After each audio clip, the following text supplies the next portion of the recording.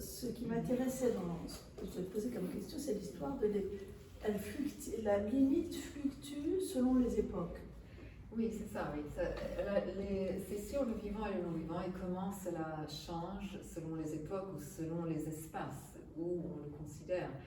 Alors, donc, et c'est donc pour ça que j'ai structuré le livre en 4 parties.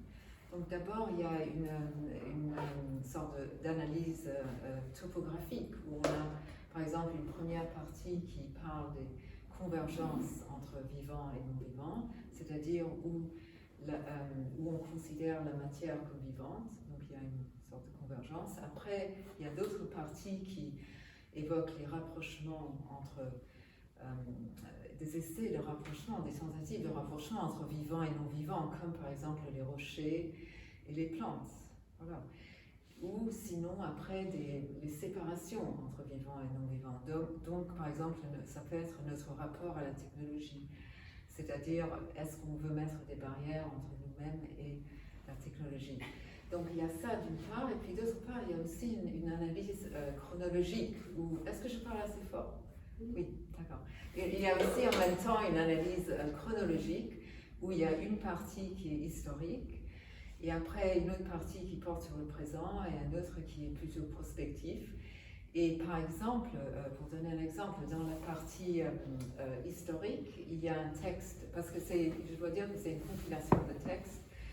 C'est moi qui ai écrit l'introduction, traduit 2 ou 3 textes, voilà, mais la plupart sont en français de toute façon.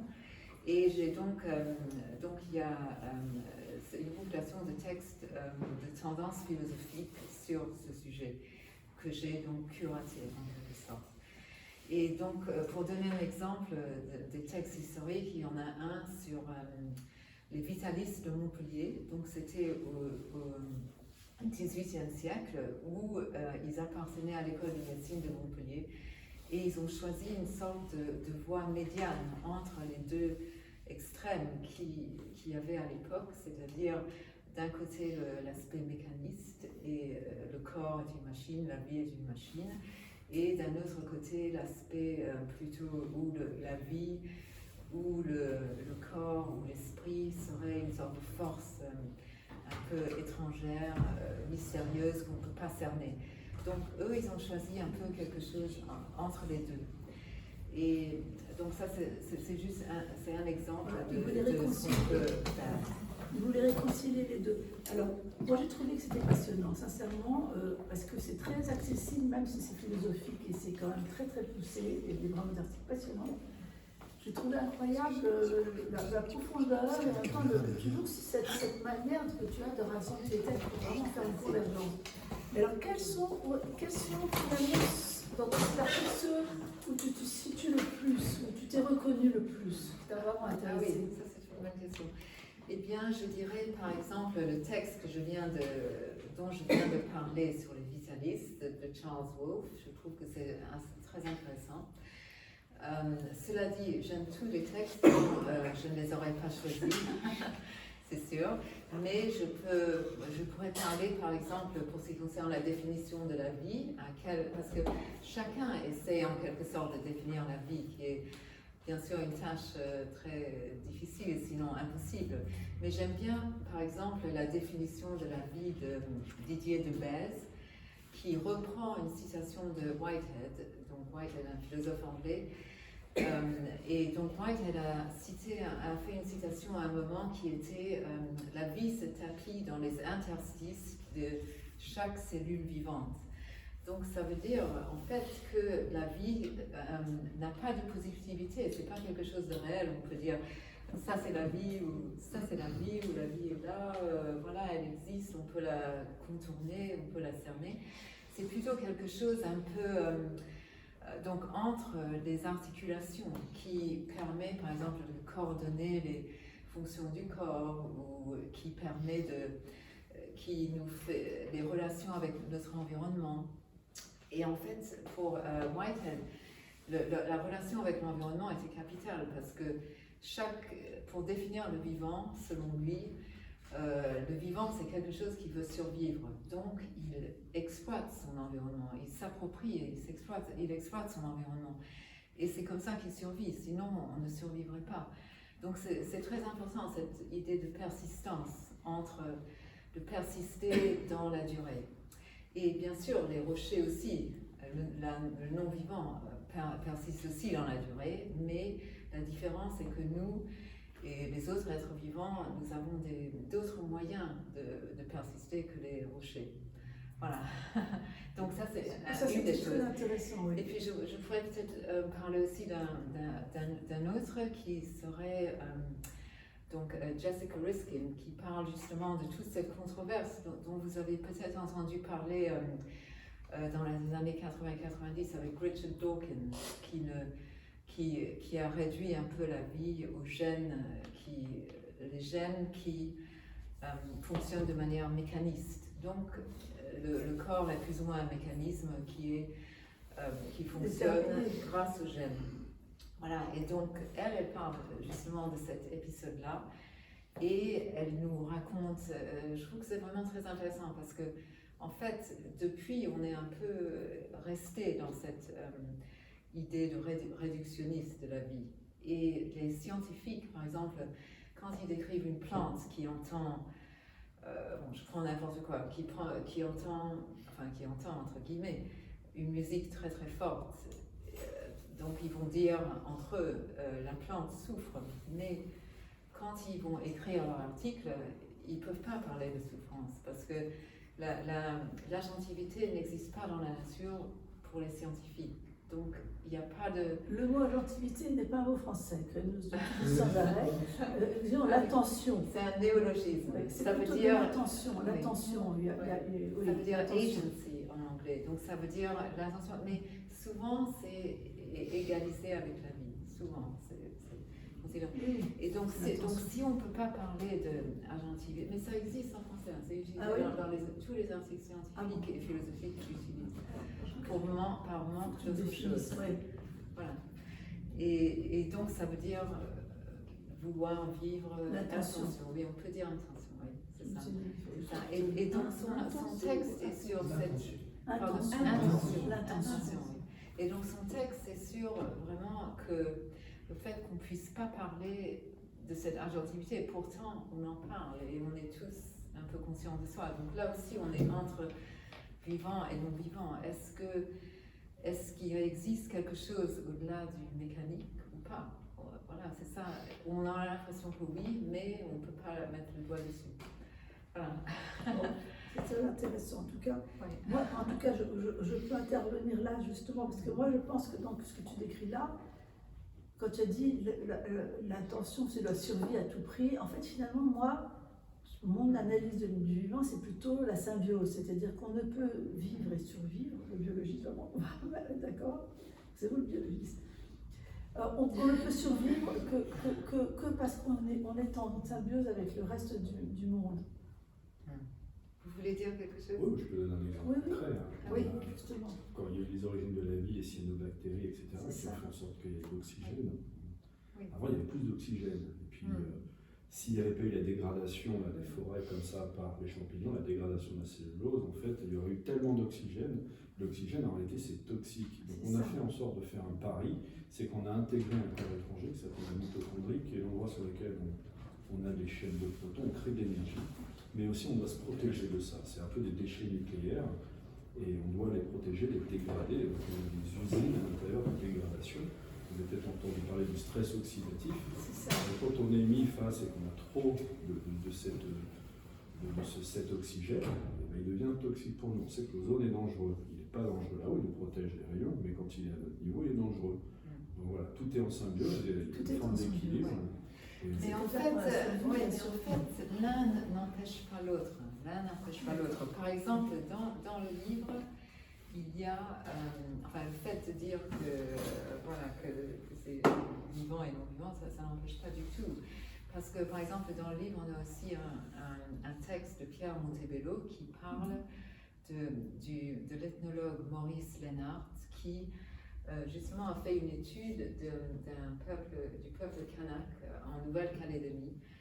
Et donc c'est un peuple qui croit en l'animisme, donc ça veut dire que tout objet est un petit peu vivant, plus ou moins qu'on peut l'investir avec une sensibilité, disons.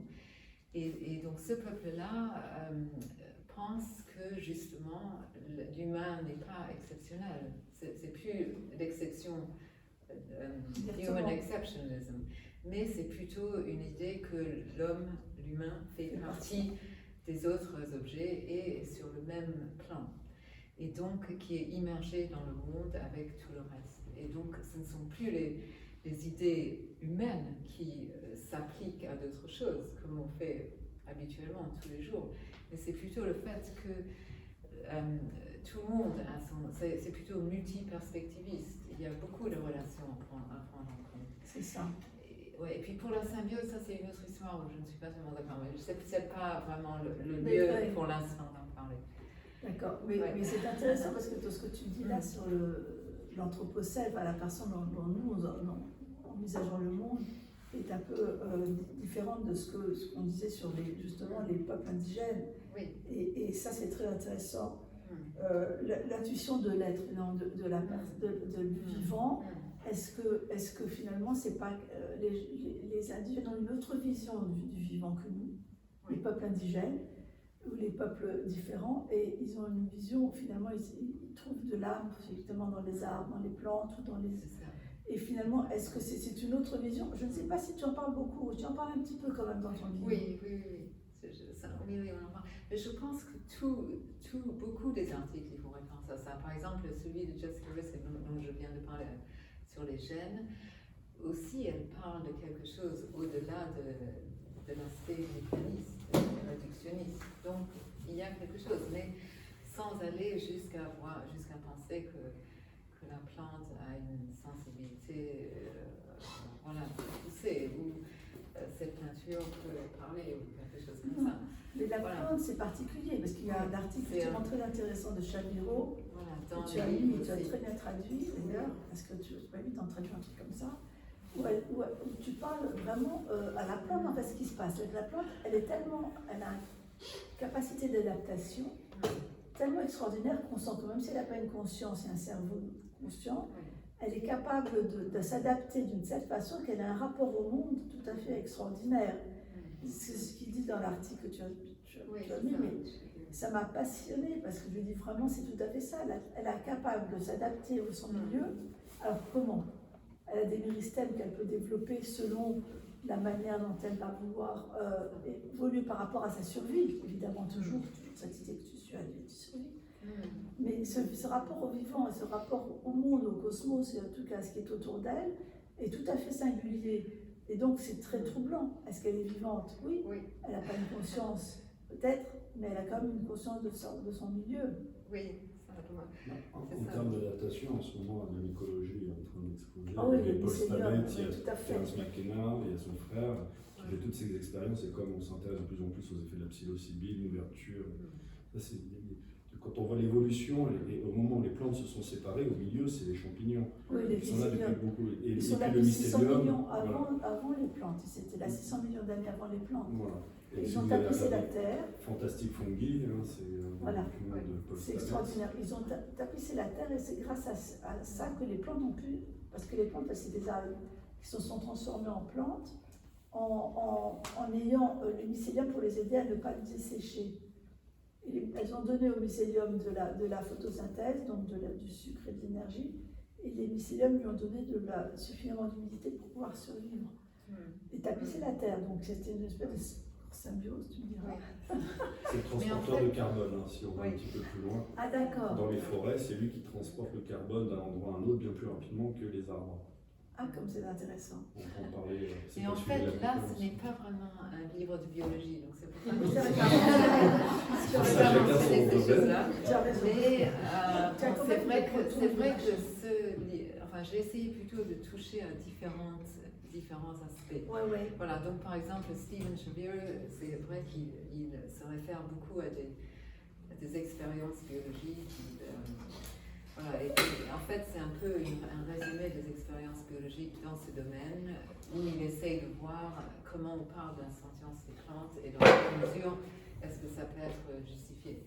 Voilà, ça. donc, mais Tu poses la question. voilà, ça pose la question. Et après, Exactement. l'article juste après aussi est Oui, formidable. c'est ça, oui. L'article juste après, alors c'est une philosophe qui est aussi curatrice et qui a curaté une exposition sur justement sur le vivant, comment le vivant peut venir du non-vivant, enfin un sujet que vous devez bien connaître, je pense, mieux que moi peut-être, mais en tout cas, ce sont des artistes qui essayent de regarder cette frontière-là. Il y en a 2 ou 3 dans l'article, et c'est assez intéressant aussi, je pense. Non, c'est fantastique. Moi, j'avais noté plein de choses, mais j'avais mis mes feuilles. Il y a un moment, il essaye d'analyser, il s'appelle FAT. L'article s'appelle FAT.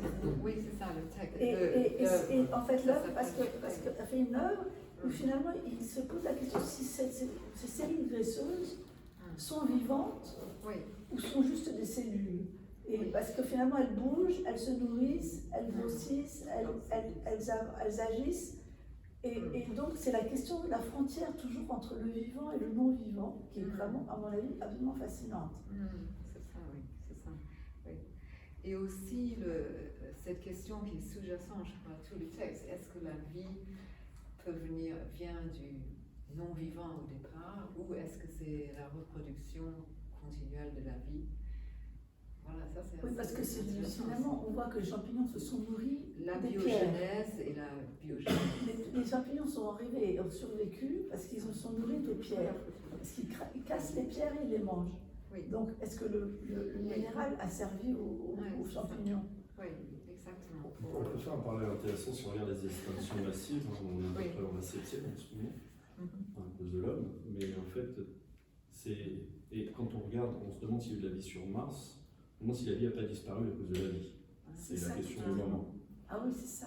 Et si on fait un petit peu, on regarde les cyanobactéries, s'il n'y avait pas eu une espèce qui serait venue, il y aurait eu trop d'oxygène et la vie se serait éteinte. Donc il y a une adaptation du vivant. Et la question, c'est Gaïa, c'est la Terre, est-ce qu'elle est vivante, est-ce qu'elle ne régule pas tout ça? On peut regarder l'homme. L'homme, il est en train de se nourrir en termes d'énergie, il produit son énergie à partir des énergies fossiles. Donc c'est ce qui a disparu d'avant qui sert à faire, mais qui devient aussi le danger de l'extinction de l'espèce en cours. Oui, tout à fait. Donc nous, on utilise les champignons, mais on sait qu'ils vont survivre. Ah, mais tout va survivre. Sauf nous. Oui. Donc on a une conscience très intelligente dans un corps très fragile. Oui. Aujourd'hui, il y a beaucoup d'études sur un petit peu qui s'appelle le tardigrade. Vous avez peut-être déjà vu ce truc-là, qui survit dans l'espace. Donc on se demande si lui, il n'était pas déjà ailleurs. Et de l'autre côté, il y a des choses qui survivent en termes de... Ils sont capables de vivre beaucoup plus longtemps que nous en utilisant l'hibernation. Et il y a un rat qui s'appelle le rat mollet, je vous invite, un rat liode, mais il est très sensible aux radiations. Donc en fait, il faut être solide, avoir de la conscience, mais en même temps, donc il y a une espèce d'équilibre à trouver entre des formes d'intelligence et la résistance et la résilience à durer dans le temps. Et c'est le rapport au temps. On va très vite, mais on est très fragile. Oui, justement. Donc on pourrait parler aussi peut-être de la dernière partie sur la justement, la technologie. C'était assez fascinant aussi tout cet aspect. Est-ce que finalement, alors on a plusieurs aspects. On a l'aspect que l'homme cherche maintenant à devenir surhomme en utilisant des technologies d'intelligence artificielle pour peut-être même mettre dans son cerveau une puce ou je ne sais quoi pour pouvoir être finalement plus conscient, plus performant, etc. Il y a ça. Et puis, est-ce que le vivant, ça va être aussi une intelligence artificielle pure? Est-ce qu'elle va être vivante si on lui donne l'intention qu'elle soit vivante? Alors vas-y toi, parce que c'est toi qui es. Donc en fait, il y a en ce moment dans la philosophie de la technologie, on peut dire grossièrement qu'il y a 2 courants. Donc il y a un courant où on pense à la technologie en tant que disons support, extension, prothèse, comme ami pour ainsi dire. Et puis après il y a un autre courant où où c'est un peu le contraire, où on se dit en fait il faut vraiment faire attention à la technologie pour pas que ça nous envahisse, pour pas qu'on devienne trop dépendants. Et d'ailleurs il y avait un article assez intéressant que j'ai lu aujourd'hui, enfin ça c'est pas dans le livre, mais que j'ai lu aujourd'hui, donc c'était sur justement sur un Geoffrey Hinton, donc qui était à Google et qui a démissionné parce qu'il est devenu trop conscient des dangers de l'intelligence artificielle et du fait aussi, par exemple, que à côté des pandémies et des armes nucléaires, l'intelligence artificielle pourrait être devrait être au même rang pour ce qui concerne le risque à l'humanité. Voilà, bon, il y a ce genre de choses en ce moment. Donc il y a certains philosophes notamment, dans ce livre, qui pensent à cet aspect plutôt négatif. Et là, cet aspect, et donc par exemple, donc il y a les deux, moi j'ai mis les deux, et il y a par exemple un texte qui traduit cette ambivalence qui est Ludovic Duhem, qui parle des mutants. Et donc il parle des mutants, c'est vraiment une sorte d'expression de notre ambivalence. Et pour lui, c'est un peu la jonction entre l'artificialisation de la nature et comme il le dit, la naturalisation de l'artificiel. C'est quelque chose qui est un peu l'agent de cette peut-être peur que nous avons d'être envahis par la technologie, mais aussi l'attrait, parce que c'est sûr qu'il y a un attrait certain. Et puis après, il y a un autre article que j'aimerais évoquer qui est Frédéric Nérat, qui parle du transhumanisme. Et enfin, pour ceux qui ne connaissent pas le terme, ce sont en fait des humains. Enfin, il y a un groupe assez vivace qui prône le transhumanisme, et c'est donc le fait de vouloir l'humain qui veut s'augmenter par peut-être des puces dans le cerveau. Enfin, et même les lunettes, on peut dire que c'est une sorte de prothèse finalement. Donc en fait, mais eux, ils vont beaucoup plus loin. Donc pour eux, c'est vraiment la technologie qui va permettre à terme aux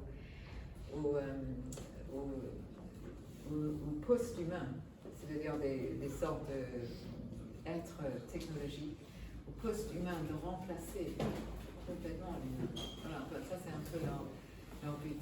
Je vais finir, et après on pourra peut-être avoir des questions, je pense. Oui, c'est pour commencer. Ça, on va. Oui. Bien sûr. Non, ça m'intéresse, mais peut-être qu'on va le faire après. Ça m'intéresse beaucoup. Donc, en fait, la question du transhumanisme est assez présente. On peut se dire, avec plus de technologie, on va résoudre tous les problèmes actuels. Voilà, il y a aussi cette version-là, ça passe de ce côté-là. Mais en tout cas, comme il explique, le transhumanisme aussi, enfin, d'une part, c'est quelque chose qui nie la vie, parce que remplacer le vivant par la technologie, c'est quand même rejeter la vie quelque part. Et aussi, c'est quelque chose qu'il faut produire une sorte de surhomme, c'est-à-dire que tout le monde ne va pas avoir les moyens de s'acheter le dernier, je ne sais pas quoi, le dernier gadget. Et donc, il y aura deux classes d'humains et les autres seront loin derrière. Voilà, donc c'est quelque chose. Donc là, c'est plutôt un argument contre la technologie. Oui, voilà, donc je ne sais pas combien de temps il ne nous reste pas beaucoup de temps, peut-être 2 ou 3 minutes. On a couvert les questions.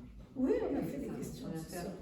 Donc peut-être pour 2 ou 3 minutes, je voulais juste demander à Brigitte, qui a eu la gentillesse de venir me poser quelques questions, si on peut parler très brièvement de peut-être un livre qu'elle a sorti sur la question écologique, qui s'appelle Les voix de la forêt. Et puis, pour savoir, est-ce que tu trouves des résonances dans ce livre-là par rapport à les voix de la forêt? Ah, beaucoup, parce que finalement, toi, tu as traité ça sur le plan philosophique et technique, parce qu'il y a beaucoup de gens extrêmement pointus. Et moi, j'ai essayé de poser les mêmes problèmes, mais sur un plan fiction, et pour le rendre beaucoup plus facile à lire pour tout le monde, disons, et pour pouvoir vraiment poser les vraies questions, les mêmes questions que tu poses, mais sur un plan plus ludique, disons, plus fictionnel. Et qui en plus fait appel à l'émotion, donc ça aussi, c'est une autre façon de faire passer les messages. Donc, en fait, moi je pensais qu'il était temps de réviser notre conception du monde. Et pour ça, j'ai créé l'amitié entre un chaman africain et un botaniste anglais, qui finalement se répondent, ils sont tous les deux amoureux de plantes, ils adorent, ils comprennent très bien, mais chacun sur son plan, et finalement il y a beaucoup d'échanges entre eux, qui sont un moyen pour moi de faire passer des messages sur ce que sont les plantes et la nature. Et donc parce que j'ai passé important que la conscience du monde, et cette conscience du monde dont tu parles dans ton livre aussi, cette conscience du monde doit être révisée.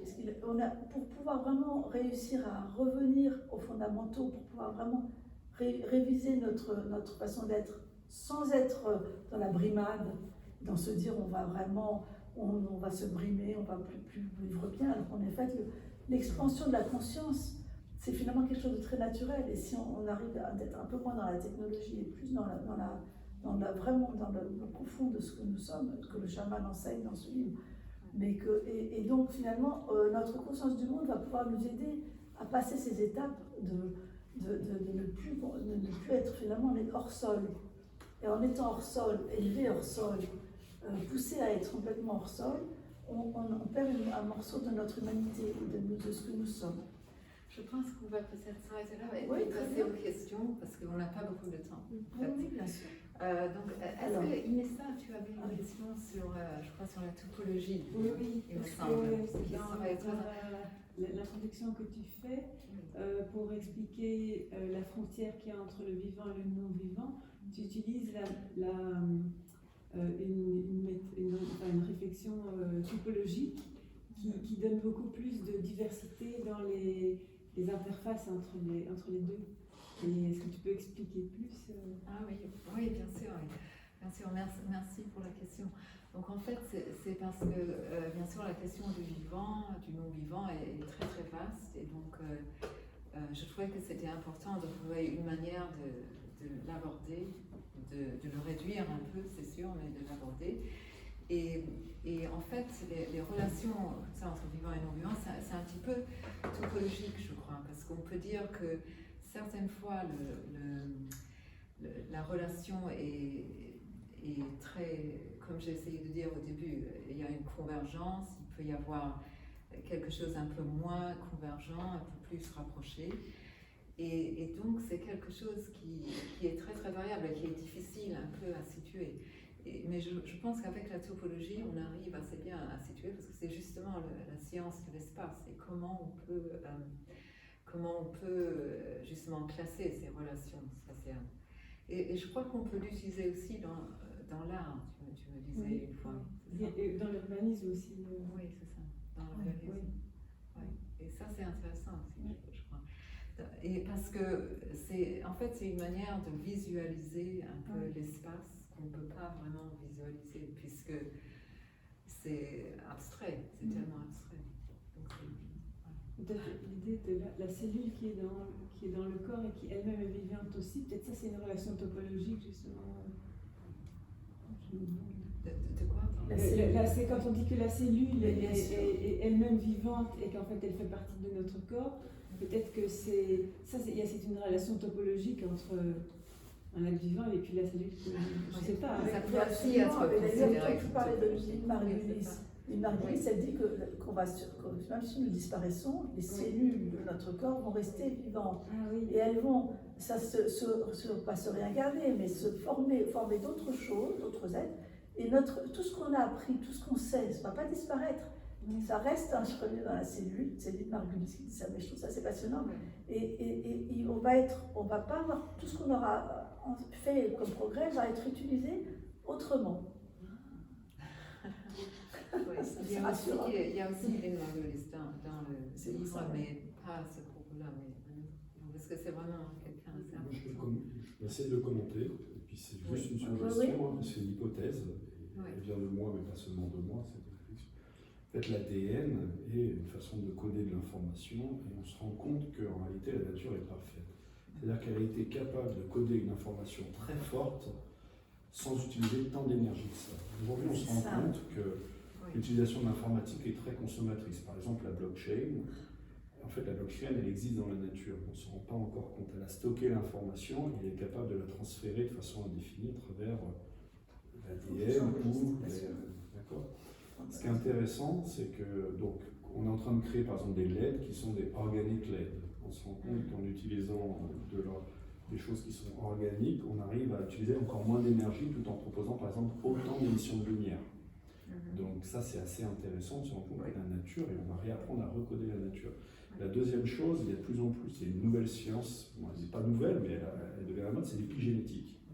On se rend compte aujourd'hui que les gènes, il y a une plasticité, et en réalité, c'est la relation entre l'ADN, donc cette intelligence de coder et qui se transmet de génération en génération, avec l'influence de l'environnement, donc de l'extérieur de soi. Et les gènes s'activent ou ne s'activent pas en fonction de l'environnement. Et là, on revient sur du Darwin, pas du Donc Darwin.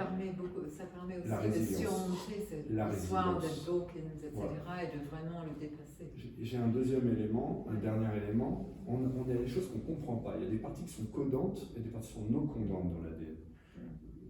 Ma suggestion, c'est qu'elle est codante, le non codant, mais on ne sait pas encore le décoder. C'est un peu comme les déterministes qui veulent absolument résoudre des équations, mais en réalité, ils appellent le hasard des choses qui ne sont pas encore trouvées. Et donc, on rentre encore dans d'autres considérations philosophiques, et je pense qu'on se rend compte avec la blockchain, c'est que, ou dans les calculs mathématiques, c'est que ce qui donne de l'information, c'est ce qu'il y a dans l'information et ce qu'il y a autour de l'information. Et on se rend compte aussi que les physiciens sont en train de regagner la guerre par rapport aux mathématiciens, notamment avec la physique quantique. C'est que pour un mathématicien, 1,0 égale 1,0000. Sauf que pour coder cette information, eh ben, ça prend plus d'informations de coder en binaire 1,0000 que 1,0.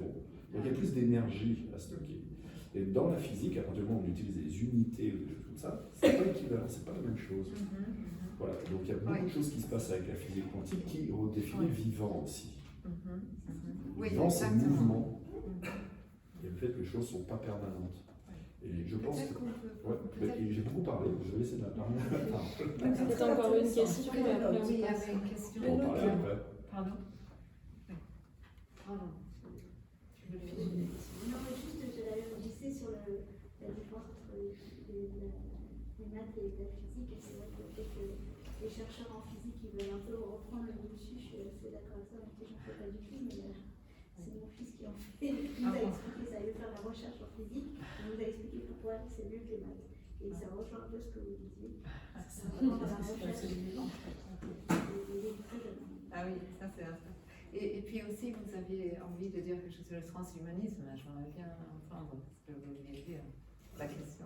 Oui, sur le transhumanisme, oui. on peut aussi le définir, moi je le définis un petit peu différemment. Parce que dans la conception, c'est l'humain augmenté. Alors, dans l'humain augmenté, c'est quoi? C'est l'humain qui veut en fait tout comprendre, et comme il est diminué par son enveloppe corporelle et par sa conception du monde qui est en 4 dimensions pour le moment, c'est le XY de temps, du moins l'espace, puis le temps. Et le temps, il le voit de façon s'écouler de façon irréversible. Oui. D'accord? Dans l'espace, ce n'est pas le cas. On peut se déplacer dans 2 directions, mais Exactement. dans le temps, et en même temps, il doit résoudre des concepts qu'il a du mal. Sauf C'est-à-dire si que on si on pense se à déplace dans le personne temps, ou à et à une d'autres. telle vitesse, la vitesse de la lumière, etc. Mais il y a d'autres conceptions du temps. Il y a d'autres conceptions du temps, et notamment à travers l'intrication quantique, où on peut être à 2 endroits infinis de l'espace, et qu'on n'est pas en local, et qu'on peut avoir, ce qui est démontré, on peut avoir 2 états. Donc ça voudrait dire que si je fais quelque chose ici, et que pas forcément c'est les matières, c'est une intention, elle se répète à l'autre bout de l'univers. Et donc avec James Webb, une nouvelle, on s'aperçoit plein de choses. On pense qu'on regarde dans le passé, quand on regarde très loin, c'est pas forcément ce qu'on est en train de voir, parce que l'univers va être replié sur lui-même en fractal. Mais ça, c'est encore une autre discussion. Je pense que, excusez-moi, je pense qu'il faudrait qu'on s'arrête Tout à fait, maintenant. pour passer à Et on peut boire un petit verre à l'extérieur, ou on peut aller à la signature, et puis on peut continuer à discuter entre nous, il n'y a aucun problème. Désolée de vous couper. Mais on a pris beaucoup de temps. Une autre Non, mais c'est définition très du intéressant. transhumanisme. Non, c'est très intéressant, c'est juste qu'on est obligé de les suivre. Voilà.